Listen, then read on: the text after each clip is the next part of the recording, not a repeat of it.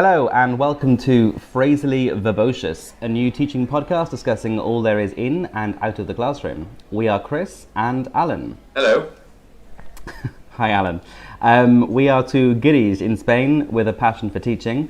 So let's get started with a bit about us. Alan? Well, I'm currently living in Gijón. I have taught in Spain going into my 5th year now. And back home I work with an organisation in Belfast where we teach refugees all over Ireland. So I did that for maybe a year before I moved to Spain, and before that I taught a bit of computer science as well. Chris, your background? I've been a teacher since 2010 and my teaching background has been different. Has been very different.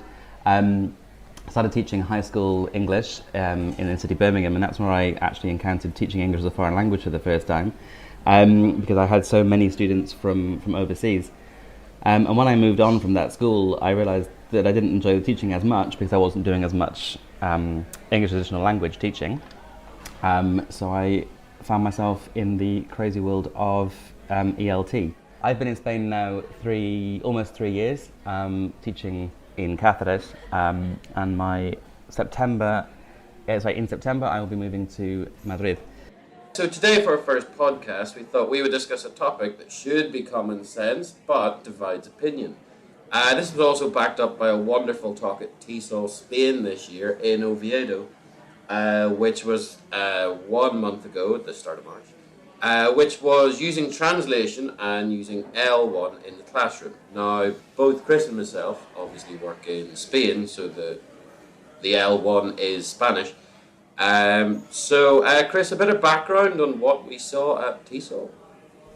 Yeah, well, it was a great talk given by Karen McGee and Inigo Cassis, who both work at the London School of Languages, not far from you, I think, up in the north of Spain, the Basque Country. And they were talking about the fact that I'm actually going to quote from their own handout, which says, "Research tells us that many teachers underreport the amount of L1 they use in the class, suggesting that they do so with a sense of guilt. This guilt has cramped the potential of teacher translation as a classroom resource." And I think any of us who've done a CELTA, for example, will know that we've been told English only, no act things out, draw things, get them to work it out from context. Whatever you do, do not let them use a translation tool or anything like this. And what basically Karen and Inigo said to us was, they're doing it anyway. It was a 90-minute presentation with lots of really good stuff, but the essential boiled down is they're already translating in their heads, whether you can't stop them from doing that.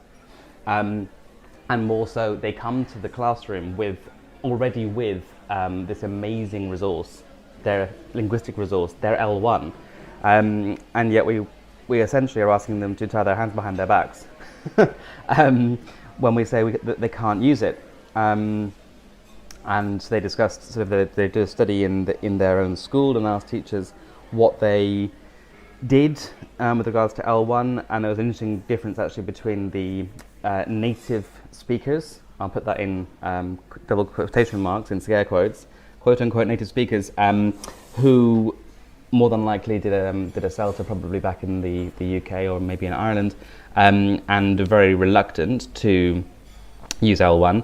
On the other hand, the non-native speakers, people from Spain actually, who have learned English for themselves as a foreign language, were using it more, perhaps suggesting that they understand the use of it. And this is also a topic for another conversation, but the importance of actually being aware of how languages are learned is something that you're only going to be aware of if you're learning a language yourself. But that's a topic I suspect for another podcast. That would definitely be another podcast, yeah. I think it's a really discussion point, because you were talking about like people like myself in Ireland or yourself in the UK with when you're doing your teacher training, you're sort of taught under no circumstances do you use L1. But you're given this idea that in the perfect classroom for where you're being taught is a multilingual class.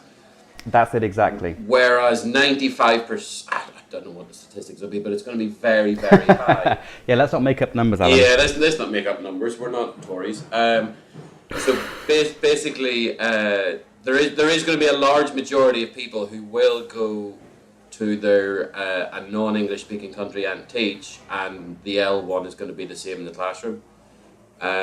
So like people would, colleagues I've had in the past would have just said, if you have a tool to improve their learning, which they have, why aren't you using it?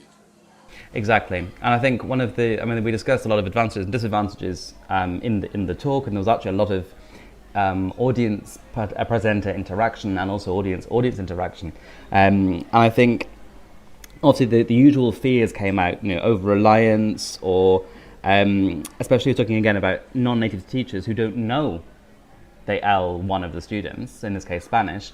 Well, then you can't necessarily be sure if they've made the correct inference or the correct deduction based on the L1, and there's the danger of false friends. But assuming the teacher has that kind of knowledge, and assuming the teacher has the experience enough to say, oh, actually, I'm going to check this, or whatever it might be, I think some of the biggest benefits that were talked about was actually, in terms of the classroom, time. Yeah. Why have an elaborate acting out, or why draw something with, my drawing skills are very poor. If I just know the word in Spanish, why would I try and draw some complicated diagram if I could just say pan? Yeah, I think it's one of the things that, because we've both worked together in the past and we've discussed this ad nauseum.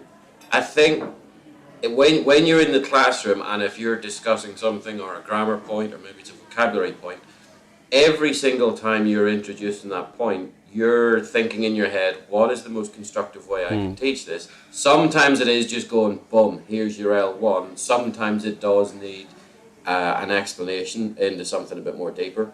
Yeah, and I think it obviously depends on the level, but another idea that was brought out was actually comparison and saying, well, how do you do this in your L1? I've actually been teaching present perfect to 11-year-olds this week, and the use of present perfect that I was teaching is exactly the same in Spanish. And actually, not that long ago, the same group of students, I was teaching the interrupted past, which is exactly the same in Spanish.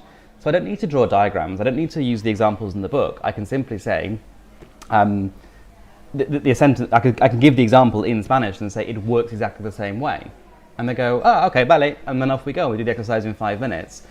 And then what they were saying in the talk, and which I completely agree with, is that I then had half an hour of essentially, not completely free, but freer practice with them producing present perfect spontaneously. A much more constructive use of class time. than filling in blanks in a book, or indeed explaining something with diagrams that they actually already understand. I think it kind of comes from, because we've both been in Spain for so long as well, I think, we're both, at least intermediate level Spanish.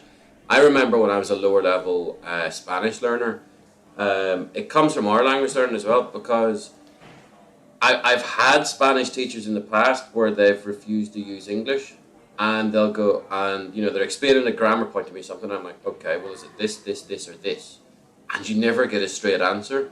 So it's like you can kind of see from the learner's perspective, you go, here, hang on, can I not just translate that and just, I am paying, 15 euro for the next 60 minutes of my life. If I could just translate that directly, then I would understand from the other point of view. So I mean, like you were saying, there was the discussion in the conference of, you have these people in your room for 90 minutes and to not use, in our case, Spanish, would be like saying, okay, everybody, your language, your culture, and everything you do doesn't exist for the next 90 minutes. We're only doing English. Which is kind of culturally offensive sometimes as well. Yes, I agree. And I think that whole point about valuing the individual and the affective aspect of it is really important. It's a bit of a different story when you're teaching, obviously, monolingual in its target language, like in English. But when I was teaching high school, and when I first encountered, as I say, ELT, one of the things that I specifically did was learn hello in the home languages of all of my students. It was a typical expectation, and it's something that I certainly always did, and I try and still do now, which is to greet students at the door of my classroom. So when I first worked, that was an expectation that you did that. Well, I learned the hello in all of their languages, so I could greet them personally in their language and just say, yeah, I'm valuing you, you're welcome, you can come in here and feel at home. Now, obviously, I don't do that actually with my monolingual Spanish ELT learners. Of course, I get them to speak English to me as they come in and ask them how they are and refuse to accept I'm fine, thank you, and you. But we can find other ways of valuing the individual. Yeah. And and one of those is to realise that they come with stuff, like a language. Yeah. I think there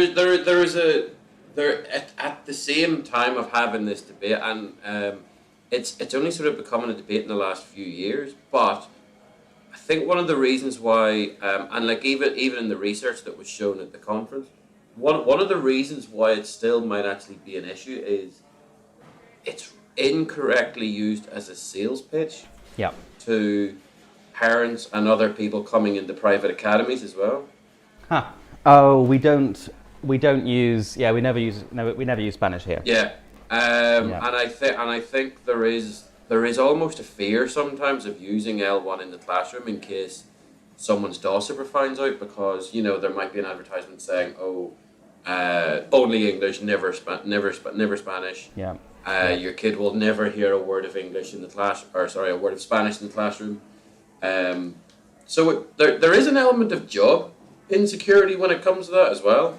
Yeah, I think so, and I think again, probably a topic for another podcast would be sort of professionalism and professionalization of what should be a professional job, and often isn't for reasons on both sides of the employment table, I think. But I think you have to be a professional. You have to make a decision about what happens in your classroom. And okay, if you're working somewhere where you're expressly forbidden to speak any Spanish in the classroom, or should we say use L1, because a big point that was being made is using L1 is not the same thing as speaking it. Yeah. I think we'll talk about activities later on, and there are activities that make fantastic use of actually using the L1, speaking it in the classroom. But there's plenty that you can do, as I was just saying, with teaching a grammar point. Yeah. Oh, when you interrupt the past in Spanish, and then you say the Spanish sentence, and they'll go, yeah. Well, it's exactly the same in English. Oh, okay, then let's move on in English. So they don't have to say any Spanish. Yeah, it's the showing of understanding as well. The showing of understanding. Yeah, exactly. So I want to add actually to the point about valuing the individual.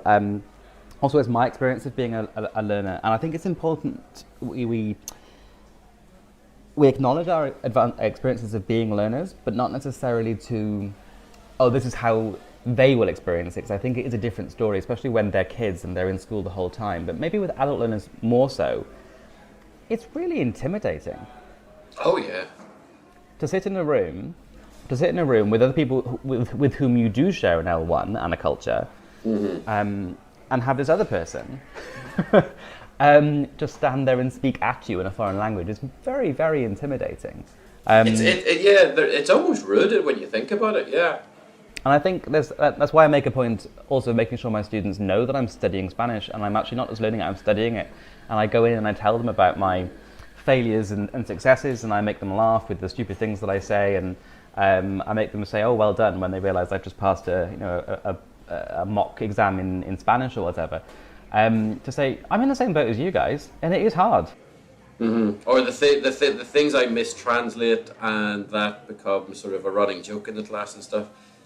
Sure. Because they see the same thing. Yeah, I think they actually find it more enjoyable. You actually get on their side a lot better, I think. Yeah.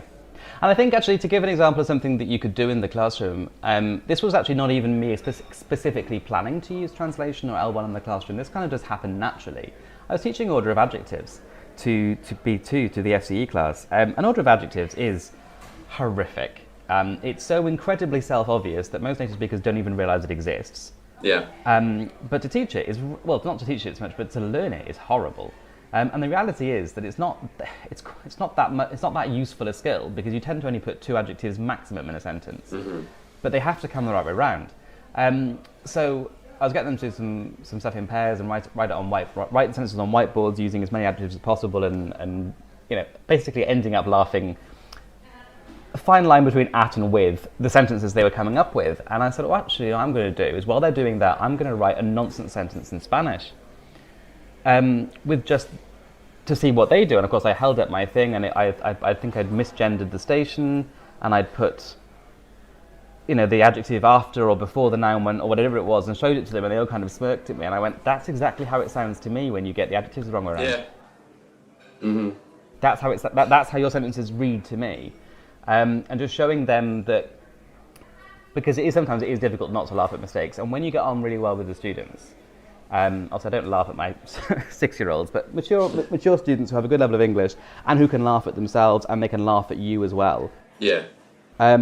It can be really useful, and just sort of showing that this is a hilarious sentence, isn't it? And yeah, it sounds ridiculous. And I'm like, that's how it sounds to me when you say that she, I can't think of an example of, I can't get it wrong now, brown big eyes. Yeah. It's just an impossible sentence. Just like el estación is impossible in Spanish and sounds really funny. I think, yeah, because like you were saying, I think especially with adults, because, I mean, I always tell them this at the start of every year.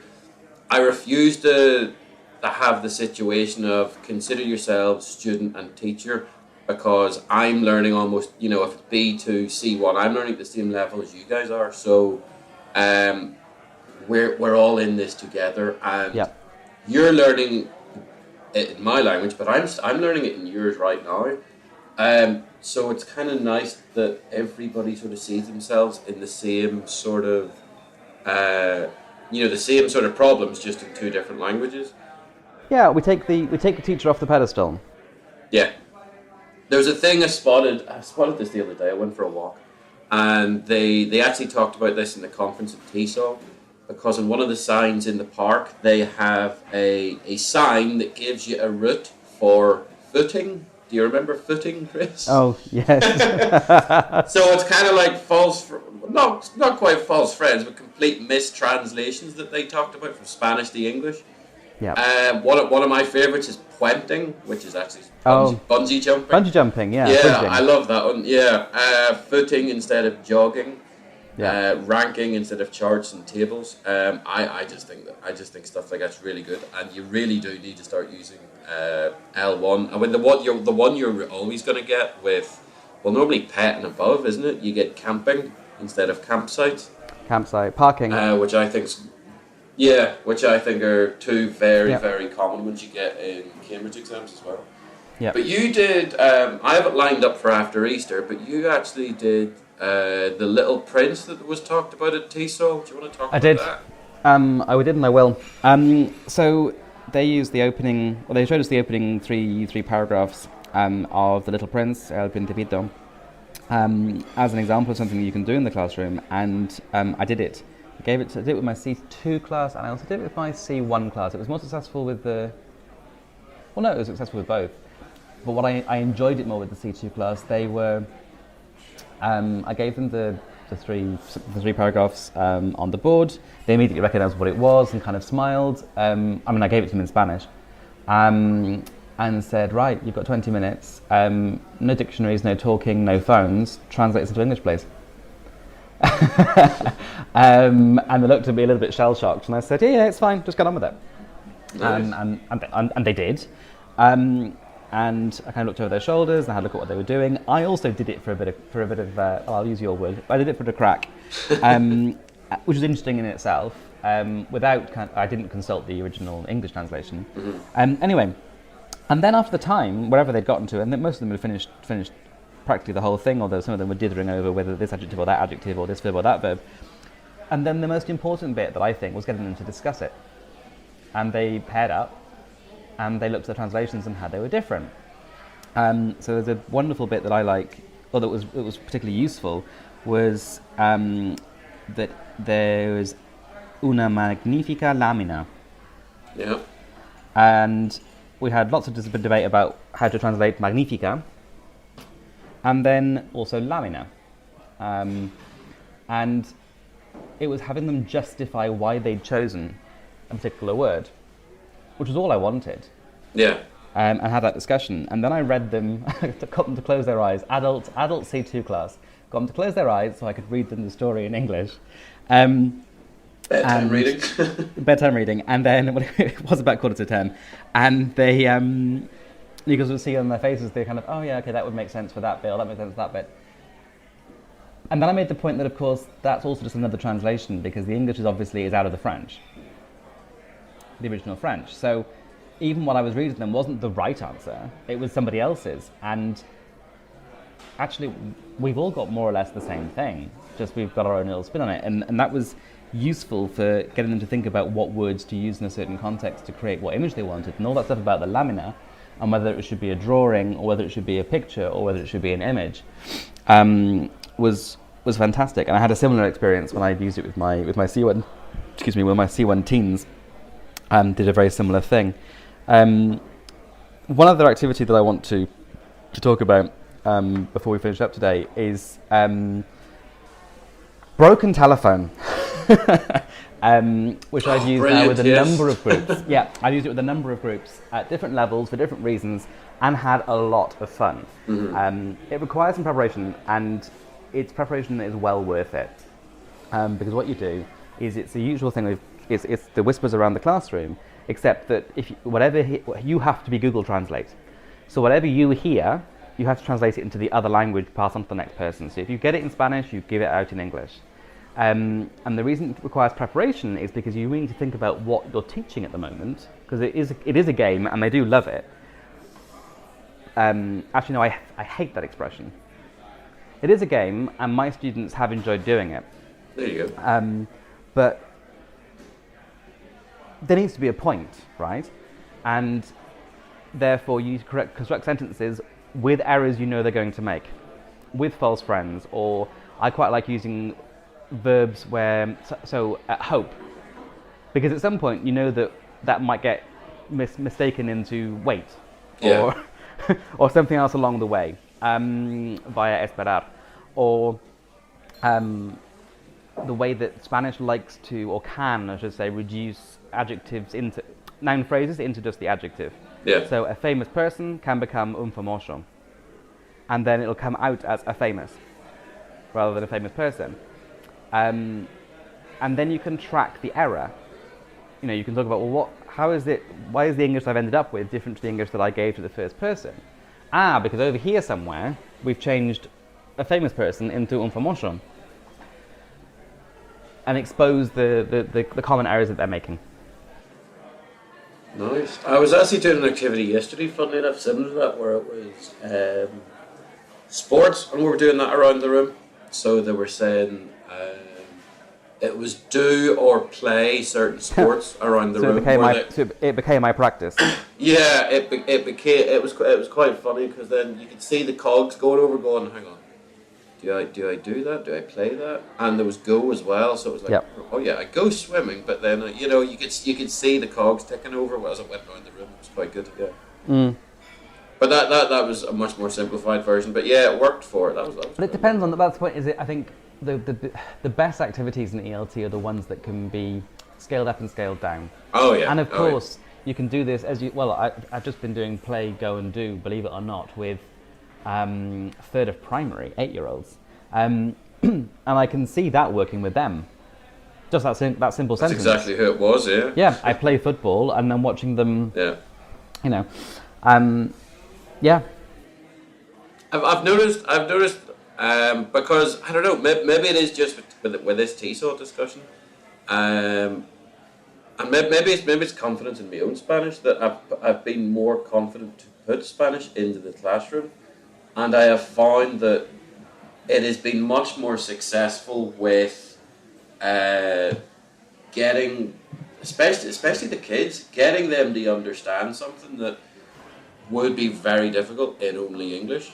I just think they've found it easier to just go, yep, that equals that, okay, boom, let's practice it, let's get it right. And then get them on with the practice. Yeah, and you just get on with it. So I think it's the old thing of, if you've got a tool to use in the classroom, you should be using it. You want to make life easier for everybody around you. I don't know whether it'll become a. this is me to Alan. I don't know whether it'll become a thing, but I think it might be nice actually if we also, as wrapping up our discussion, maybe have some sort of commitment to try something. This is what this I'm about to say would relate to. So there's an activity that I listened to and liked in this workshop in Oviedo, but I haven't yet done, and it's where the inevitable close activity, where you've got a box of vocabulary from the topic set that you've been teaching, and then they have a text and there's a load of gaps. And this is something that happens a lot with the books that I use with my pet level group. So teach them some vocabulary, then you get a box of words, and then they have a text. As if when you're wandering around in a foreign country, you have in your pocket a piece of paper with all the vocabulary relating to all of the different topics that you might encounter. So that if you're unsure when you're speaking, you can just pull out your piece of paper and you can immediately guess from the piece of paper, which of course is not reality at all. What actually happens is you're talking and you get the Spanish word, or we get the English word stuck in our head, and actually what you have to do is learn to find the target language from the L1 word, not spot the correct L1 word in a box. So the example they gave us was to do with the weather. So welcome to the pronostico del tiempo. Now let's see what the tiempo is like today. In the norte of the country, it's very ventoso and frío. It's way more useful to have them sit and translate those than just match the right words. Yeah. Especially because you know that they're going to mistranslate temperatura, temperature, fine, is just 10 grados, is going to become grades. Mm-hmm.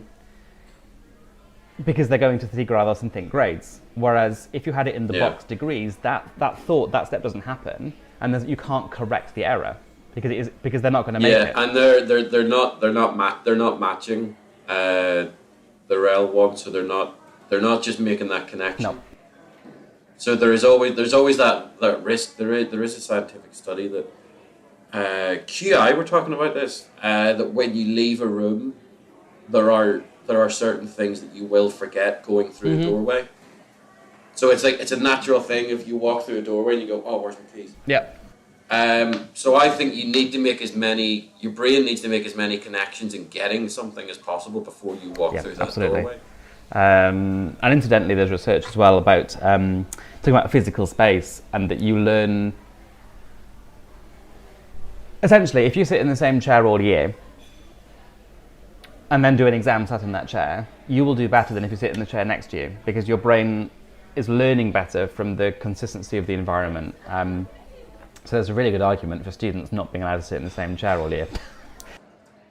So it's a bit difficult, I suppose, to talk about regular parts of this pod, because it's our first go, our pilot, maybe our only. But you know how much you laugh when you're recording it, though? It's kind of good fun. I've enjoyed myself. I don't care about the listeners, so I do, but there aren't any of those yet. So, yes, we want to make recommendations. I'll do the first one because I really want to talk about. I love this book. Yeah.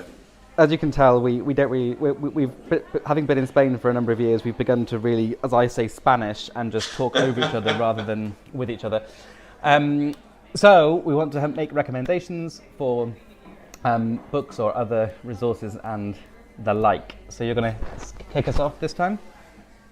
Yeah, my first recommendation is a book I came across this year. I've been having so much fun with this. Is Anne Cartwright, who has a book called 40 Short Plays. Now, it's a book where it is literally just scripts of plays. Some of them are two-person plays and they're half an A4 page. Some of them are, there's up to 6 people in it, and it's 3 or 4 pages in the book. It's fantastic to get people talking. They're very simple. The level of English it works from, probably pat upwards. And it's just because they're funny books, they're funny stories, and all the cast, the characters in each story, some of them are just A, B, C, D, and some of them actually have names because they interact more with each other. So it's like, in the room, it's like, okay, you 4, boom, A, B, C, D, here's a play, go. You 4, boom, A, B, C, D, go, here's a play. And they're just really, really funny. So what I've been doing, it's been working amazing with my intermediate class this year.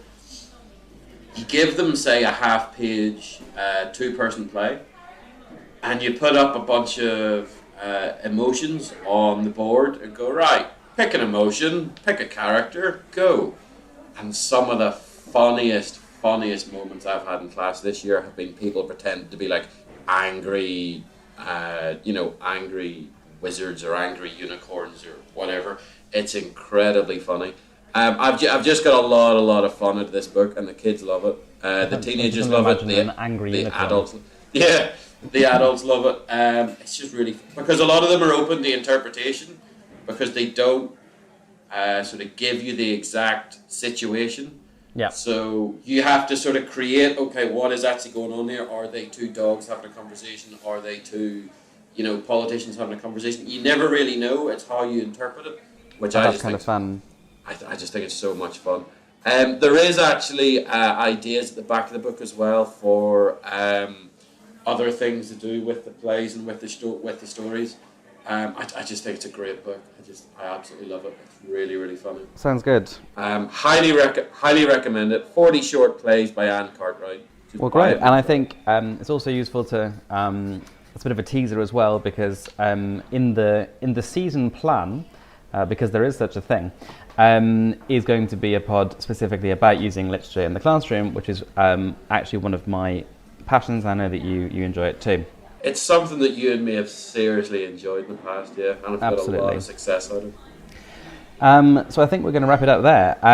If you'd like to join in the conversation, our Twitter, well, I have no idea because Alan does all this sort of stuff. So, Alan, our Twitter is? If you want to get in contact, it's Phrasally Verbocious, so at Phrasally on Twitter. Email? PhrasallyVerbocious@gmail.com. And then we would like to discuss your comments and your points at the beginning of our next podcast. Yeah, thank you very much, if anybody has listened. Thank you for listening. And goodbye. And goodbye.